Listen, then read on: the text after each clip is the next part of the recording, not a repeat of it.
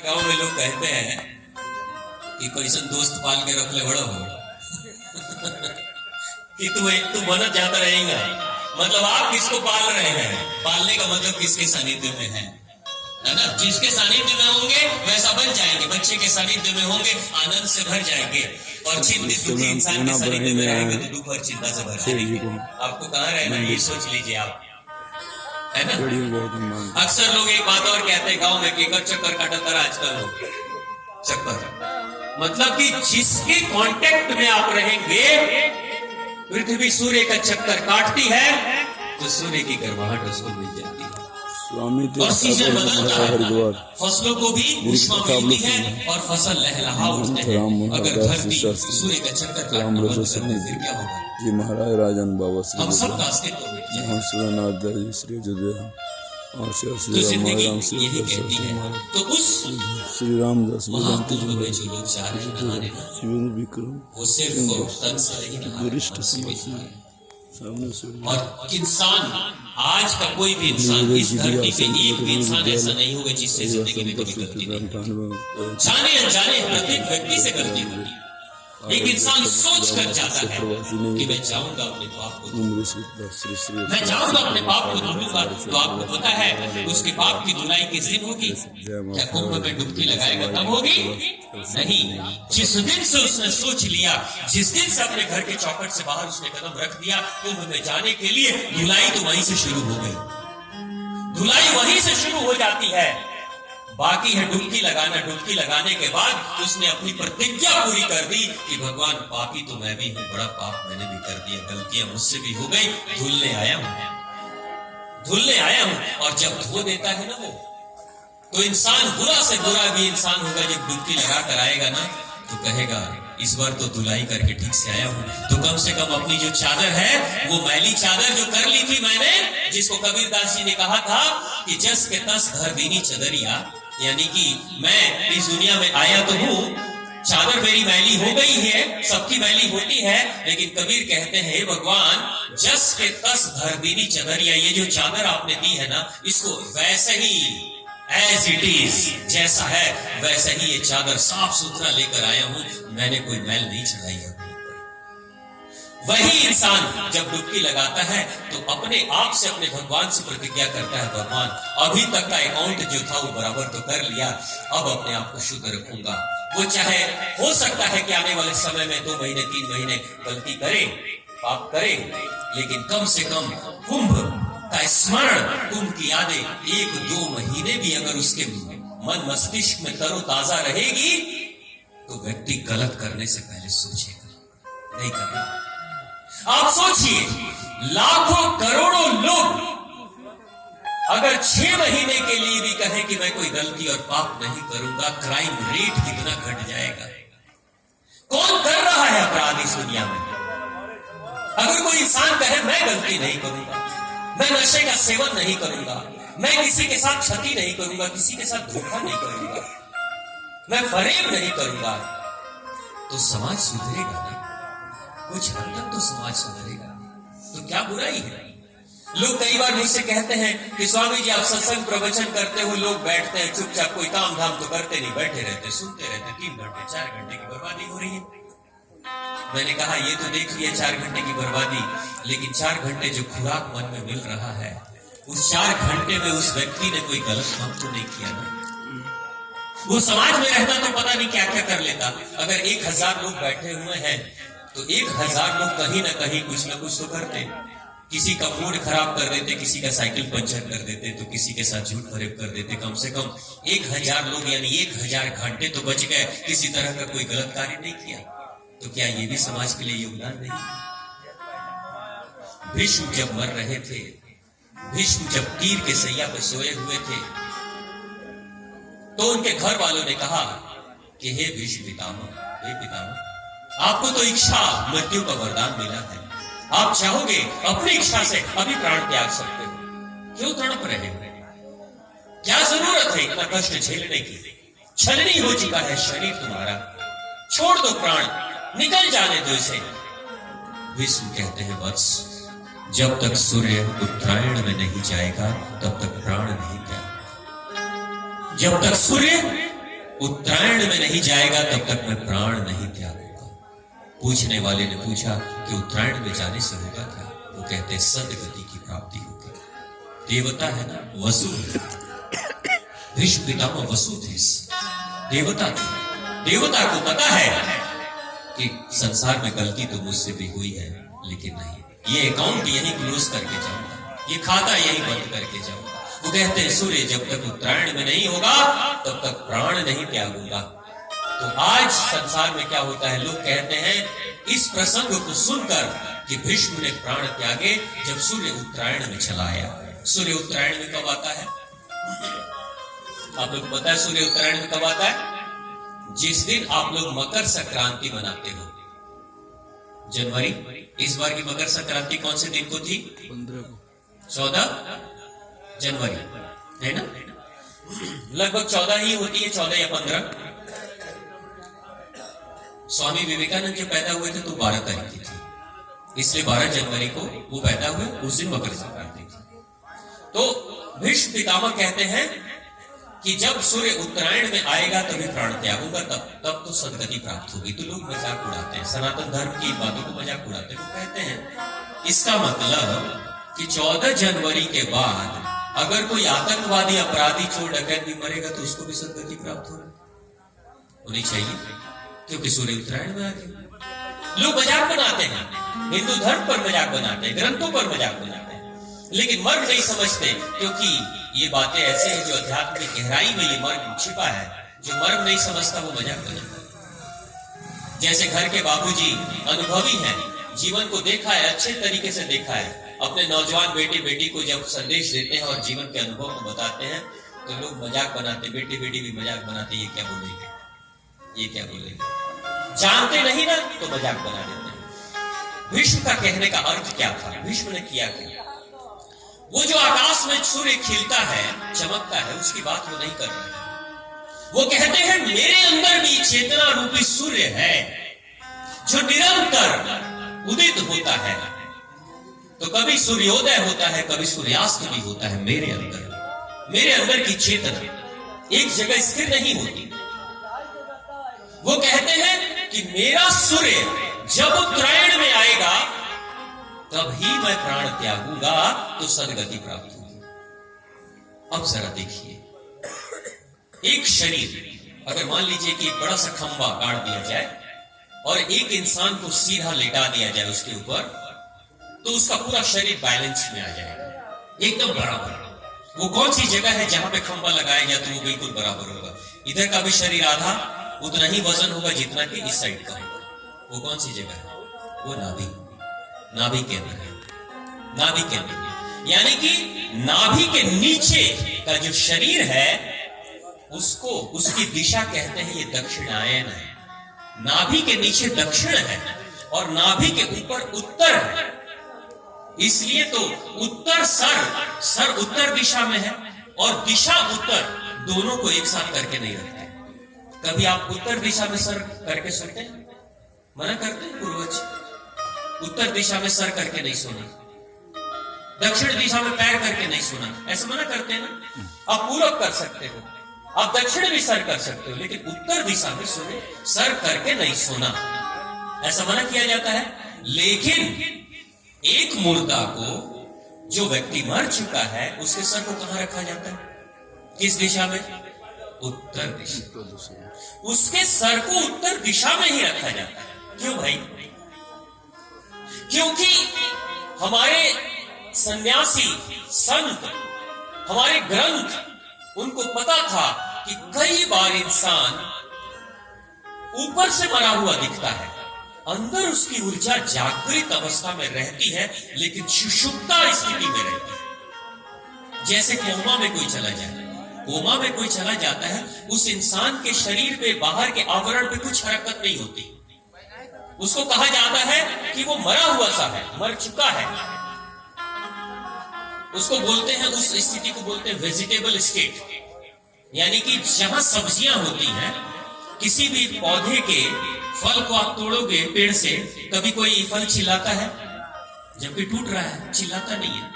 यानी कि दर्द उसे भी होता है, मगर इतना बारीक होता है, वो ऐसी बेहोशी में है कि उसको कोई तोड़ भी ले तो फल चिल्लाएगा नहीं।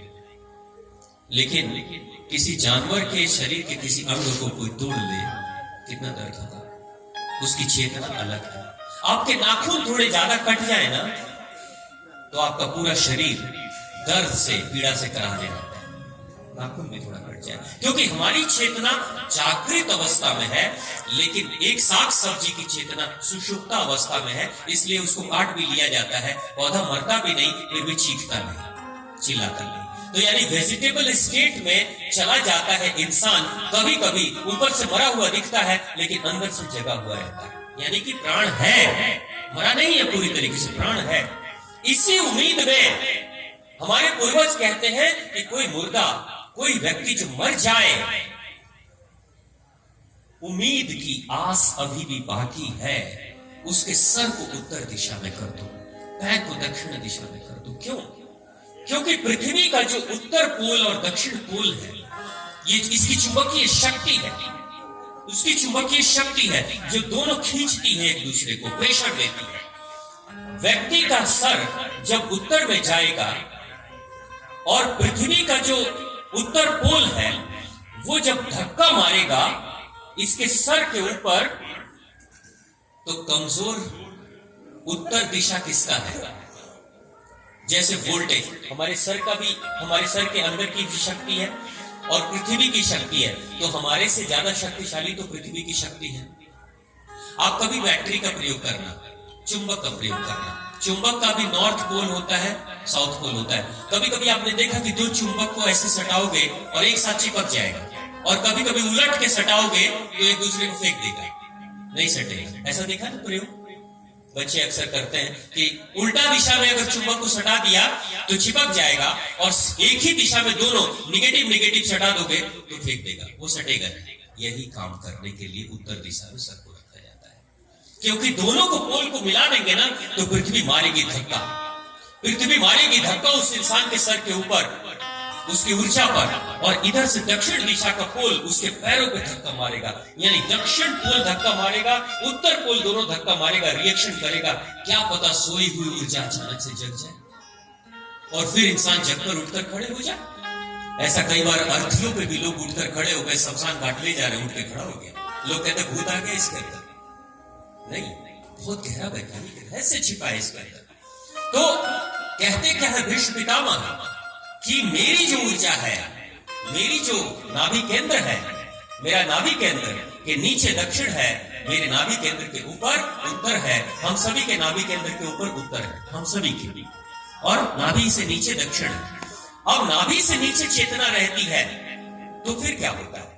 नाभि के नीचे अगर नाभि में चेतना है तो आपको भूख बहुत लगेगी। यहां चेतना होगी तो भूख बहुत लगेगी, खाने का आनंद बड़ा आएगा, स्वाद चखने का बड़ा आनंद आएगा, मन करेगा कुछ अच्छा अच्छा चटपटा सा खाते रहे। यानी चेतना यहाँ, अगर ये चेतना नाभि से नीचे उतर जाएगी तो काम केंद्र सक्रिय हो जाएगी, काम वासना जगनी शुरू हो जाएगी। होता है सोचने मात्र से आपके अंदर की काम वासनाएं जग जाती है। यानी कि काम केंद्रों में चेतना जाएगी तो धीरे धीरे धीरे धीरे आपके अंदर वासना जगेगी, और वासना जगेगी तो शारीरिक सुख के लिए इंसान पागल होने लगेगा। और ज्यादा वो चेतना लंबे समय तक रहेगी तो हो सकता है उस इंसान से कोई अनर्थ हो जाए, कुछ गलत हो जाए, समाज के लिए कुछ गलत हो जाए। क्योंकि राक्षस तो उसी को कहा जाता है, दानव तो वही है जिसकी वासना जगी होती है, और वासना ऐसी जो उसके वश में नहीं है, उसी को कहते हैं राक्षस, उसी को कहते हैं दानव।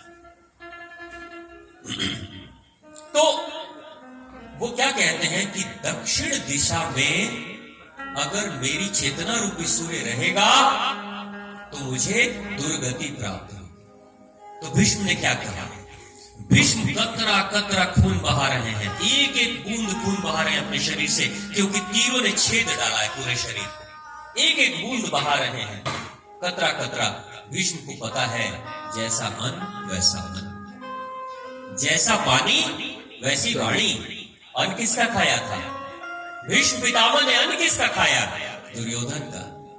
गंदे व्यक्ति का अन्न खाया, कमाई गंदे तरीके से हो रही है, उसका अन्न खाएंगे तो मन गंदा हो जाएगा। मदद किसकी की, संरक्षण किसको दिया? भीष्म पितामह ने। एक देवता है, एक कसम के कारण से उसने कहा कि मैं निरंतर इस साम्राज्य के गद्दी पे बैठने वाले प्रत्येक व्यक्ति का संरक्षण प्रदान करूंगा, प्रत्येक व्यक्ति को मदद करूंगा। ये अपने भीष्म प्रतिज्ञा में अपने पिता को उसने वादा कर दिया था, लेकिन वो भूल गए। अगर ये जोड़ दिए होते क्लाउस कि नहीं, गलत बैठेगा तो नहीं मदद करूंगा, सही कोई मदद करूंगा, ये तो बोलना ही भूल गए भीष्म पितामह। वो कहते हैं जो गद्दी में बैठेगा उसी की मदद करूंगा। अरे कुछ भी बैठ जाए, कोई भी बैठ जाए, एक अंधा राजा बैठ गया, गलत फैसला कर रहा है, उसमें भी चीर हरण हो रहा है, कुछ नहीं बोल रहा है, तब भी मदद कर रहे हो। भीष्म को पता चल गया। इसलिए आप लोग भी ध्यान रखिएगा, गलत कभी कसम वसम मत खा लीजिएगा, जिंदगी भर पता चलेगा ऐसे ही कसम ढोना पड़ेगा। तो भीष्म ने गलत कसम खा लिया और गलत कसम जिंदगी भर निभाते रहे, और सिर्फ अंधे पिता को मदद नहीं करते हैं, उस अंधापन का शिकार दुर्योधन को और दुशासन को भी मदद कर देते हैं। तो भीष्म को पता है कि बहुत गंदगी आ गई है, अब पाप भूलना जरूरी है। तो भीष्म क्या करते हैं, जब आप गलत अन्न खाओगे, गलत मन बनाओगे, तो आपके शरीर के रक्त पे ही सबसे गंदा असर होता है। इसलिए तो किसी वैद्य और चिकित्सक के पास आप जाओगे, लीवर में खराबी हो, किडनी में खराबी हो, गॉल ब्लैडर में, ब्रेन में खराबी हो, बुखार हो, टाइफाइड हो, कुछ भी हो, डॉक्टर साहब कहेंगे ब्लड टेस्ट कराओ। वो लीवर टेस्ट नहीं करेंगे, वो ब्लड टेस्ट करेंगे। ब्लड टेस्ट का मतलब है कि ब्लड में ही बीमारी घूम रही है। ब्लड को चेक करके बता देंगे बीमारी कहां पे है। यानी कि भीष्म को पता है मेरा खून तो गंदा हो चुका है, क्योंकि मन गंदा, गंदे लोगों को मदद किया तो मन भी गंदा हो गया, गंदा अन्न खाया तो गंदा हो गया। अब इस खून को साफ करना, तो साफ करने का एक ही तरीका है, खून निकाल दे। एक एक कतरा करके भीष्म बहा रहे हैं खून को, एक एक कतरा, और सारा शरीर का खून निकल जाएगा तो इंसान की मौत निश्चित है, इंसान मरेगा। गंदा खून निकाल रहे हैं। अब गंदा खून निकाल रहे हैं, मरने की तैयारी हो रही, तो मरेगा इंसान, तो मरता कैसे है? कोई भी इंसान को देख लीजिए, बुजुर्ग इंसान, जब बुढ़ापा आती है तो क्या होता है? पैरों की शक्ति कमजोर होती है, घुटने की शक्ति कमजोर होती है, जंघाओं की शक्ति कमजोर होती है, कमर में दर्द होना शुरू हो जाता है, कमर झुकनी शुरू हो जाती है, पाचन क्रिया, पेट की क्रिया समाप्त होने लगती है, खाना अच्छा देते हैं, पचता नहीं है, भूख भी लगती नहीं है, सांस लेने में दिक्कत होती, दमे की शिकायत होने शुरू हो जाती है, गले से आवाज नहीं निकलती। बड़े बुजुर्गों को अक्सर उनकी आवाज फंस जाती है, आवाज नहीं निकलती है, उनके दांत टूटने लगते हैं, दांत कमजोर हो जाते हैं, जिह्वा में, जीभ में स्वाद नहीं रहता। इसलिए बुढ़ापे में अक्सर बाबूजी लोग कहते हैं थोड़ा स्वादिष्ट खाना बनाओ, पकौड़े वगैरह खिलाओ, तब तो अच्छा लगेगा, क्योंकि स्वाद तो मर चुका है। अब ज्यादा तेल मसाले वाली चीजें उनको ज्यादा अच्छी लगती है। आप लोग तो नहीं लगती होगी, आप तो संत हो मैं किसी और गांव की बात कर रहा हूं, लेकिन ऐसा होता है, ठीक है। दांत कमजोर, नाक से खुशबू नहीं ले पाएंगे, सूंघ नहीं पाएंगे कि क्या स्वाद है, कुछ नहीं, आंखों की रोशनी कमजोर होती है, कान से सुन नहीं पाते हैं, और दिमाग भी काम नहीं करता, इसलिए अपने घर वालों को पहचान नहीं पाते। ये कौन है? होता है कि नहीं? ये क्या हो रहा है? आप देखिए क्या होता है। प्रत्येक इंसान, जिंदगी क्या कर रही है? जिंदगी यही कहती है, माँ भगवती, धरती मैया क्या कहती है, मेरी सभी संतानों की उष्मा, ऊर्जा जब उत्तरायण में चली जाएगी तभी उसको सदगति प्राप्त होगी। इसलिए धरती माता, प्रकृति माता धीरे धीरे धीरे धीरे ऊर्जा को खत्म करती है। यानी कि ऊर्जा जब खींचती है पैरों से तो पैर कमजोर, घुटने से खींचती है घुटना कमजोर, कमर से खींचती है ऊर्जा तो कमर कमजोर, पेट कमजोर, छाती कमजोर, गला कमजोर, दांत कमजोर, नाक कमजोर, कान कमजोर, दिमाग कमजोर, अंत में विदाई, मौत, वीजा पासपोर्ट कैंसिल। अब चलिए दूसरी यात्रा शुरू, ठीक है। तो प्रकृति यही कहती है, लेकिन कोई इंसान अगर बुजुर्ग भी है, बुढ़ापे में भी उसके अंदर की वासना जगी हुई है, शरीर काम साथ नहीं दे रहा है लेकिन मन में चल रहा है, तो फिर क्या होगा? ऊर्जा कहां है? काम केंद्रों पे है। यानी कि ऊर्जा इस समय कहां है? दक्षिणायन में, नाभि के नीचे, यानी दक्षिणायन है। अब दक्षिणायन में कोई वासना से भरा हुआ इंसान अगर वासना के रहते हुए ही अगर मौत को प्राप्त हो जाता है, मृत्यु हो जाती है, तो वो सीधा किसी वासना से भरे हुए माता पिता के घर में जाकर जन्म लेगा, राक्षस बनेगा, वही बनना। लेकिन अगर कोई भक्त अंतिम समय में भक्ति करते करते अचानक से, अब कब बुलावा आ जाए शिव शंभू का पता तो होता नहीं है। एक सन्यासी एक गुरु जी के का शिष्य था, एक छोटा सा शिष्य था, थोड़ा मंदबुद्धि था, ना समझ था। तो गुरु जी को रोज देखता था, जब शौचालय में जाते थे गुरु जी तो पूरा मुंह में पट्टी बांध के जाते थे, तौलिया बांध के जाते थे। तो वो शिष्य कहता है, चेला कहता है, गुरु जी ये मुंह पे पट्टी बांध के क्यों जाते हैं? क्या गंदगी अंदर होती है, प्रदूषण होता है, इसलिए आप ऐसा मुंह में पट्टी बांध कर जाते हैं? तो गुरु जी ने कहा, नहीं, प्रदूषण के कारण से तो